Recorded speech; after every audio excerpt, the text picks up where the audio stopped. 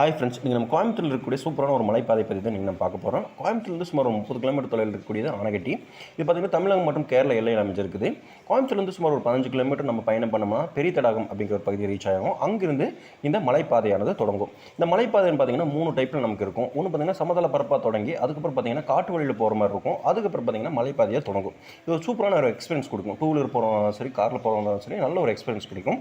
இந்த வழியில் போகும்போது காட்டு யானைகளெல்லாம் அதிகமாக நடமாடக்கூடிய ஒரு பகுதி. இது பார்த்திங்கன்னா தான் போகணும். ஒரு குழுவாக தான் நம்ம போய்க்கிறது பெஸ்ட்டு. 2 வீலர் போகிறவங்களும் கொஞ்சம் கேர்ஃபுல்லாக போகணும். ஏன்னா ஒரு ஈவினிங் ஒரு 6 o'clock மேலாம் பார்த்தீங்கன்னா யானைகள் வந்து ரோடு கிராஸ் பண்ணும். அதனால் இந்த பையன்களை வந்து கொஞ்சம் கவனமாக போய்க்கணும். பகல் நேரத்துலையும் பார்த்தீங்கன்னா சம்டைம் கிராஸ் பண்ணும். அதனால் நம்ம கிராஸ் பண்ணி போகும்போது கவனமாக போகணும்.